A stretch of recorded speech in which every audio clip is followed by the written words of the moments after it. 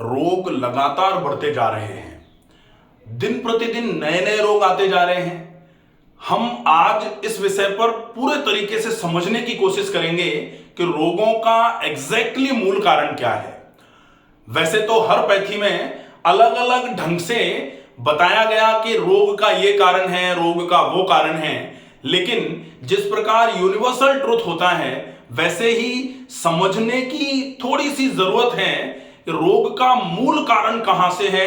अगर हम खोदते जाएं तो जड़ क्या है, जड़ कहां पर है कि इतनी ज्यादा रोग बढ़ते चले जा रहे हैं। आज से कुछ समय पहले इतने रोग तो नहीं होते थे, निश्चित है ये बात। तो आज हम समझने की कोशिश करेंगे कि रोग का मूल कारण क्या है। हर पैथी में अलग अलग जो बताया गया है, उसके अलावा भी आज हम एग्जैक्टली वहां तक नहीं पहुंच पा रहे हैं कि रोग फिर भी क्यों बढ़ रहे हैं। अगर कारण सबको पता है और कारण का उपचार भी अगर आप कर रहे हैं तो फिर भी अगर नहीं ठीक हो पा रहे हैं तो कहां गलती हो रही है।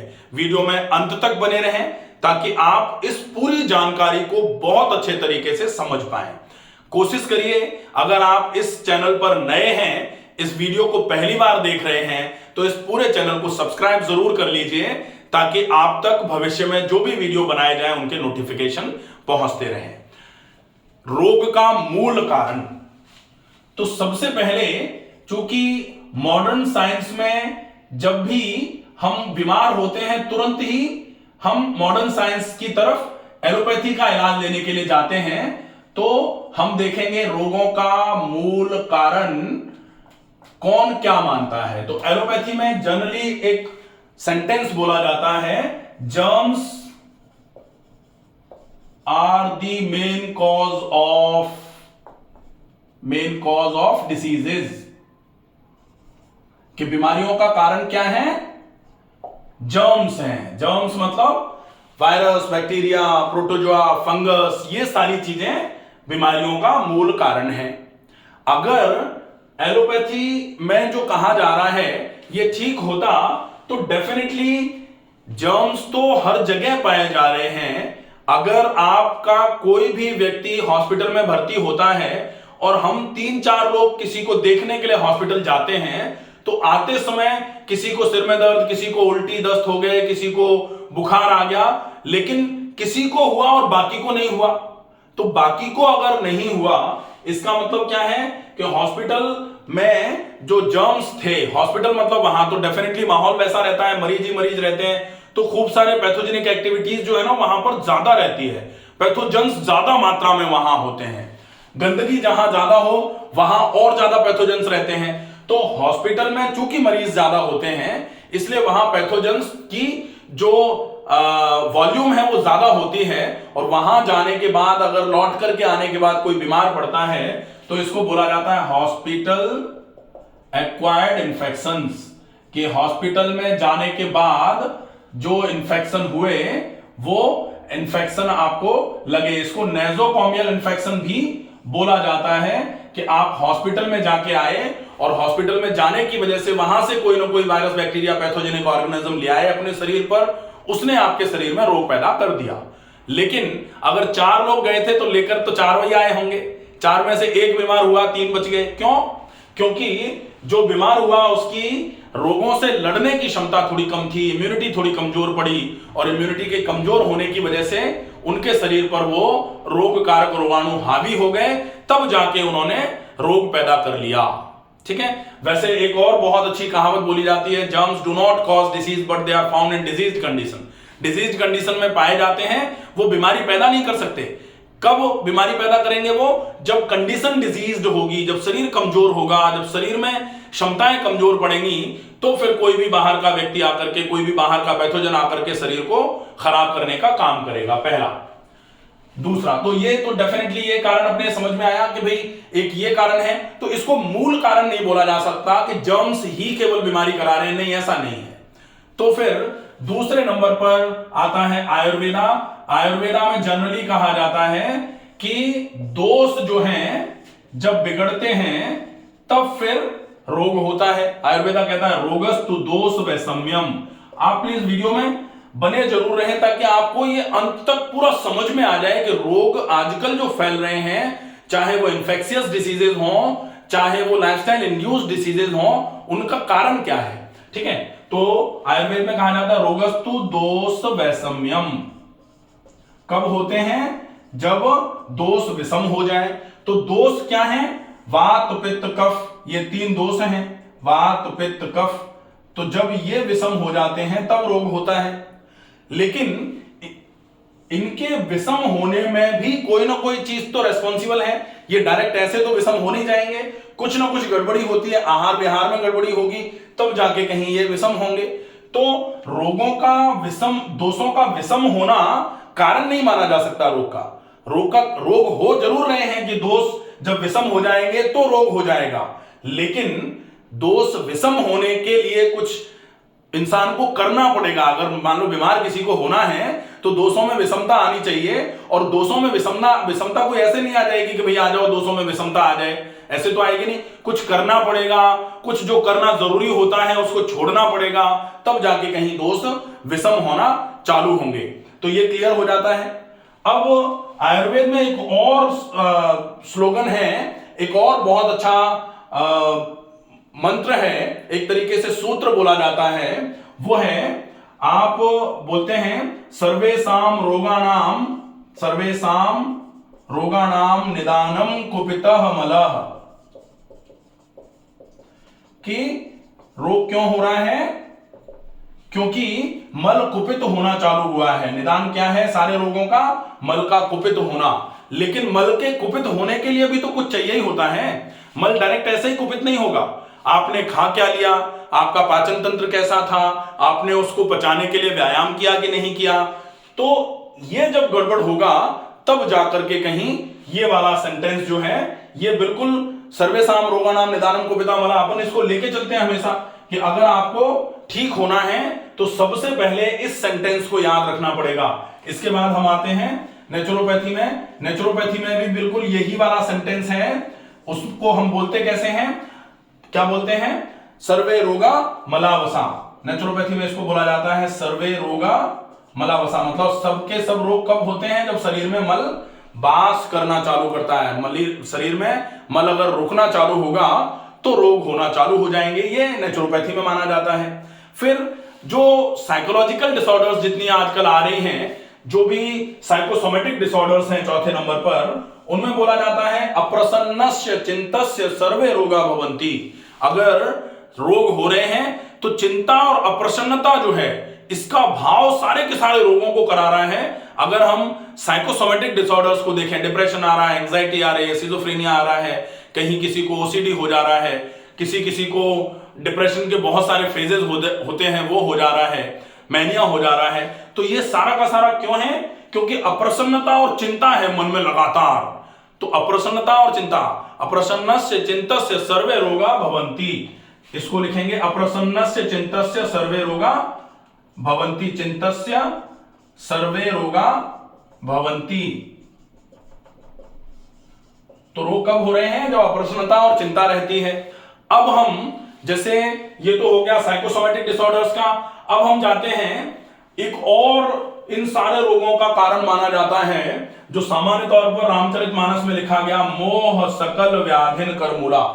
ये जो है मोह सकल व्याधिन कर मूला, सारी की सारी व्याधियों की जड़ क्या है? मोह। मोह का मतलब आशाएं, इच्छाएं, अपेक्षाएं, एक्सपेक्टेशंस, अटैचमेंट्स, ये जो सारी चीजें हैं इनको बोला जाता है सारे के सारे रोगों की जड़ यही है। यहीं से तो चिंता और अप्रसन्नता चालू होती है, और जब चिंता और अप्रसन्नता चालू होगी धीरे धीरे करके मन खराब रहना चालू होगा और धीरे धीरे करके शरीर भी खराब होना चालू हो सकता है। लेकिन अगर हम और देखें कि इन सब चीजों का मोह सकल व्याधिन कर मूला, वैसे तो मूल जड़ मोह को बोला गया है। मोह के बस में ही आकर तो लोग रूटीन को फॉलो नहीं कर पा रहे हैं। मोह के बस में ही आकर के कि भाई नौकरी करेंगे, पैसा आएगा, फिर गाड़ी खरीदेंगे, ये मोह जो है इसके चक्कर में कहीं प्रॉपर तरीके से अपना पूरा रूटीन फॉलो नहीं कर पा रहे, पूरे दिन लगे हुए हैं काम करने में, वो गड़बड़ हो जाती है। इसके साथ साथ आपको जो बेसिक फॉलोअप है वो आहार और विहार। तो संयमित जीवन शैली अगर आपकी नहीं है तो फिर आपका ये सारा का सारा गड़बड़ होना चालू हो जाएगा। अगर आप संयमित जीवन शैली नहीं जी रहे हैं, आप नियमित व्यायाम नहीं कर रहे हैं, आप संतुलित भोजन नहीं ले रहे हैं, धीरे धीरे करके आपका पूरा का पूरा शरीर ही खराब होना चालू होगा। तो एक चीज रह जाएगी अब ये कि संयमित जीवन शैली नहीं है, अगर आपकी संतुलित आहार नहीं ले रहे हैं, नियमित व्यायाम नहीं है, आपकी लाइफस्टाइल बिल्कुल सेडेंटरी हो रखी है, ऐसे कंडीशन में आपकी ये स्थिति खराब होना चालू हो जाएगी। लेकिन अब ये जो है ये क्यों हो रहा है सारा, हमने ये सारा देखा ना, अभी 6-7 पॉइंट हो गए। अब ये सारे के सारे 6-7 पॉइंट क्यों हैं? क्योंकि सही जानकारी का अभाव है। सही जानकारी का जो होता है ना, सही ज्ञान जो है उसकी कमी अगर रहेगी तो फिर गड़बड़ होना चालू हो जाएगा।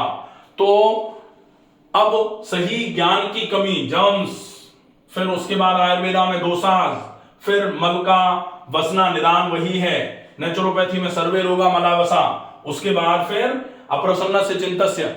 ये जो है ये क्यों चिंता रखनी है, दुनिया भर की चिंता लेके बैठ गए हैं, दुनिया भर का एक्सपेक्टेशन लेके बैठ गए थे, वो पूरा नहीं हो पाया, इस वजह से अप्रसन्न रहना चालू। अप्रसन्नता मतलब निराशा, एक तरीके से निराशा किसको होती है? जिसको कहीं किसी से आस थी और वो आस पूरी नहीं हो पाई तो निराश हो जाएगा व्यक्ति। किसी से एक्सपेक्टेशन थी, अपेक्षाएं लगा के बैठे हुए थे कि फलाना तो हमारे साथ इस तरीके का व्यवहार करेगा, उसने उस तरीके का व्यवहार नहीं किया, उसने तो नहीं किया, मन हमारा खराब हो गया। तो ये धीरे धीरे करिए क्या है, ये लैक ऑफ राइट नॉलेज है। तो राइट नॉलेज का मतलब क्या होता है?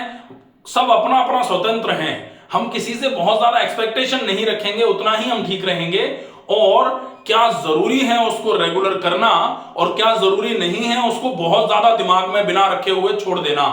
अगर ये हम दिमाग में समझ लें तो धीरे धीरे करके सारे के सारे रोग जो हैं वो खत्म होना चालू हो जाए। सही नॉलेज, एक सुंदरकांड में एक वो दोहा है ना कि सचिव वैद्य गुरु तीन जो प्रिय बोले भयास।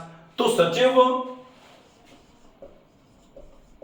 मतलब राजा के जो मंत्री हुआ करते थे वो, दूसरे सचिव वैद्य मतलब जो चिकित्सक, जो बेसिकली रोगों के निवारण के लिए जो राज्य में हुआ करते थे वो, और गुरु मतलब जो ज्ञान देने वाले थे वो। सचिव वैद्य गुरु तीन जो, ये तीनों अगर किसी से प्रिय बोलने लगे, चूंकि भय आ जाए उनके मन में, सचिव राजा के भय के दबाव में आकर के राजा जो कहे उसमें हाँ में हाँ मिलाने लग जाए, वैद्य जो है वो मरीज के भय के चक्कर में या मरीज से लालसा के चक्कर में कि ज्यादा पैसे ले लेंगे उसके चक्कर में अगर हाँ में हाँ मिलाने लग जाए कि नहीं तुम्हें नमक नहीं चाहिए लेकिन चलो भाई ठीक है दे देते हैं, चलो तुम्हें ये तुम्हारे लिए उचित तो नहीं है लेकिन चलो कर लो। और अगर गुरु, तो फिर तो गड़बड़ी हो जाएगा कि अगर गुरु कहीं भय में या थोड़ा सा लालसा में आकर के सही ज्ञान देने से चूके तो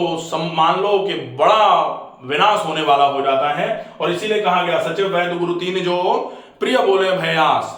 अब किस किस का नुकसान होता है? सचिव मतलब राजा, राज्य, दूसरा फिर धर्म और तन, राज्य धर्म तन, तीन का हो ही बेग ही नाश। तीनों चीजें जल्दी जल्दी नष्ट हो जाती हैं, खराब हो जाती हैं। इसलिए बहुत आवश्यक है सही ज्ञान का होना।